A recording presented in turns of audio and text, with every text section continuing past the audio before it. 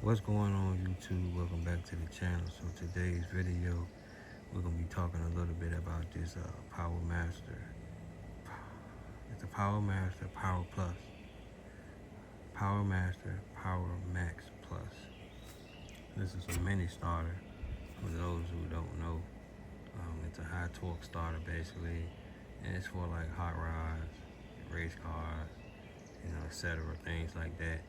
Um, to start the car. Hot rods and like high performance engines, it takes a little bit more to start them than the typical starter. So that's what this is used for.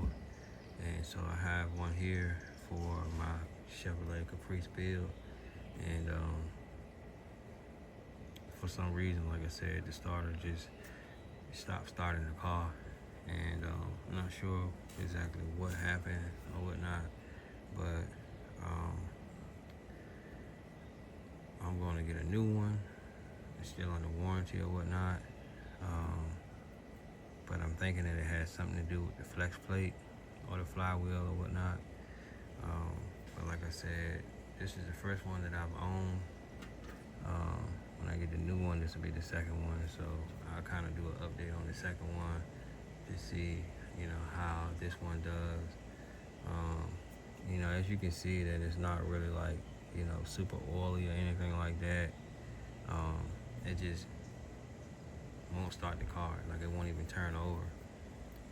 So if anybody's ever had this issue with theirs before, drop a comment down below. Let me know, what you did with yours, because I may not even need a new one. But as of right now, I'm gonna try a new one to see if that's gonna, solve the problem or whatnot.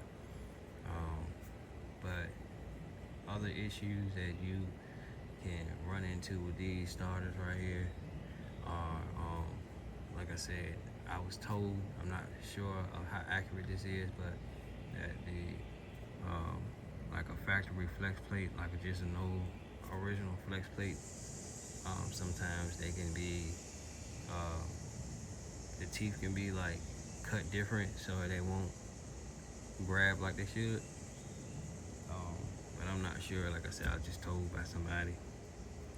But I know sometimes it also can be like a bad battery that can cause the car not to start if you're not getting enough voltage. So of course I went out and I bought a brand new red top Optima battery to see would that be the problem, because my electric fuel pump, before I put the new battery in, it wasn't as loud as it was with the good battery. So I knew that the battery probably needed to be either charged or needed a new one.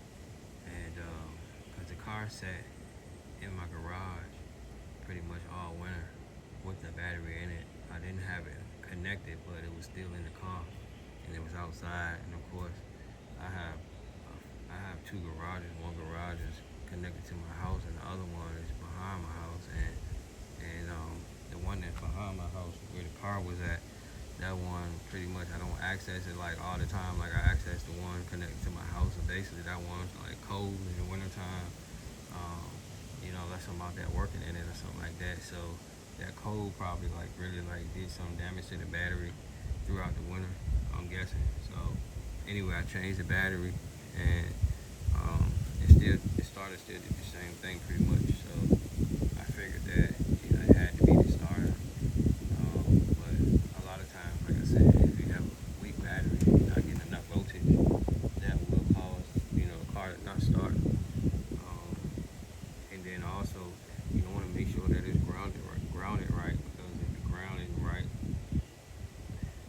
it could eventually, like I said, cause starting issues as well. So make sure that you got it grounded on a good spot, with no paint or anything like that, causing it to like not get a good connection. So check those things or whatnot. And I mean, if those things look good, then most likely the starter's probably bad. So like I said, I'm gonna take this one back tomorrow and get a new one and see what that does. Like I said, I'll do an update video as I said. But like I said, if anybody has any, questions or whatever, just drop a comment down below. I forget how much I paid for this starter, but they're not real expensive. I think they're like maybe like $200-300. So like I said, they're not real expensive or whatnot, and they make a couple different. I think it's like 2 different ones, 2 different models.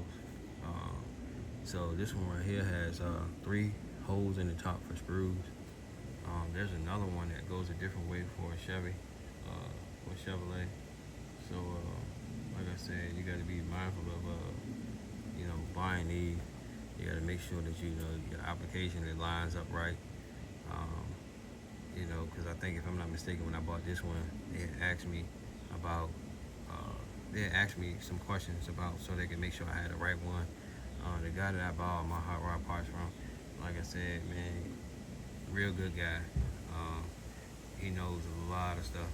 You know what I mean? Like, he seems like he knows a little bit of everything about when it comes to like hot rods and race cars and stuff like that. So,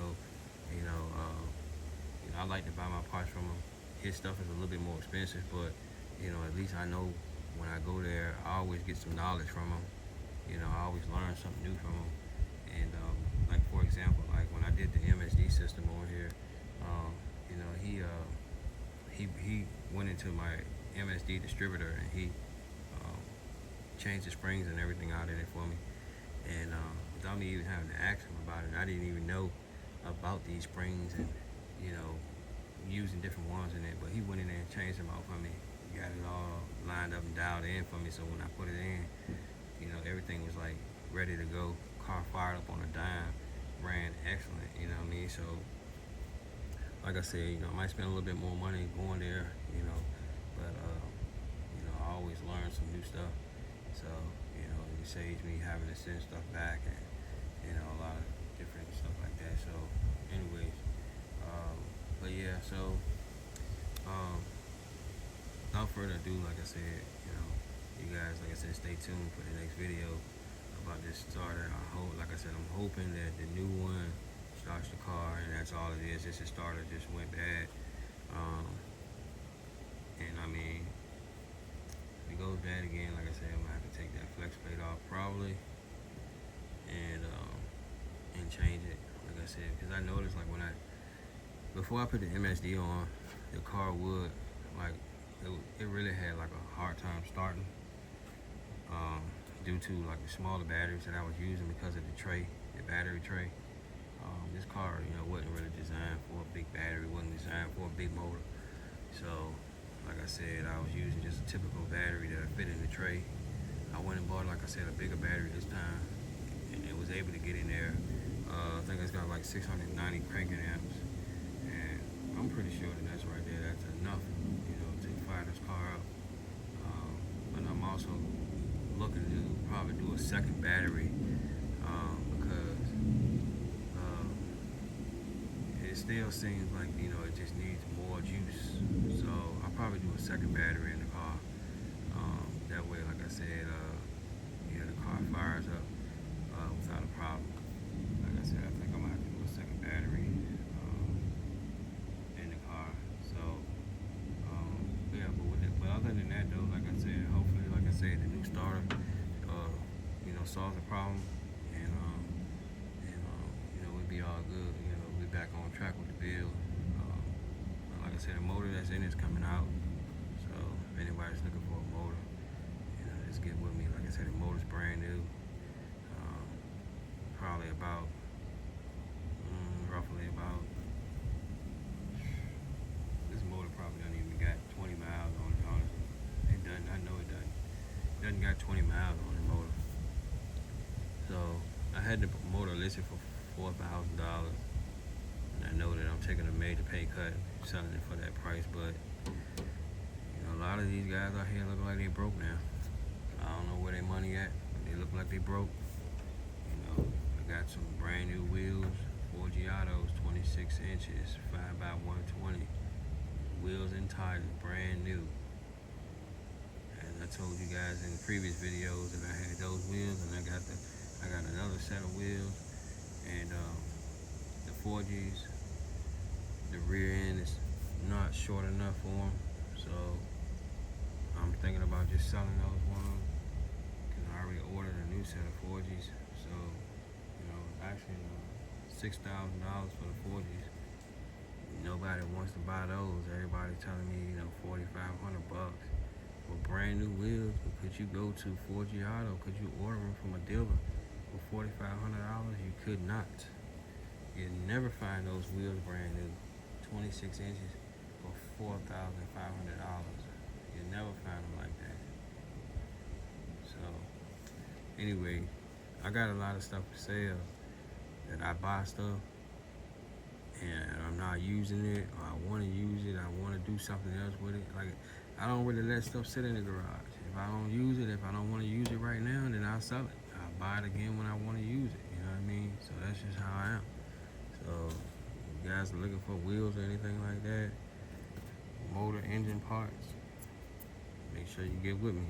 I keep some stuff for sale. Appreciate you guys watching. Y'all make sure y'all share this video. Y'all make sure y'all like this video. Sharing it really helps out the channel. It helps out other people as well. So just be generous and share the video. You know what I mean? It's a lot of people. You never know. Someone could be looking for a video like this and just can't find it. You know what I mean? So share the video. Make sure you hit the like button. If you haven't done so, go ahead and hit the subscribe button as well. And y'all stay tuned for more videos to come.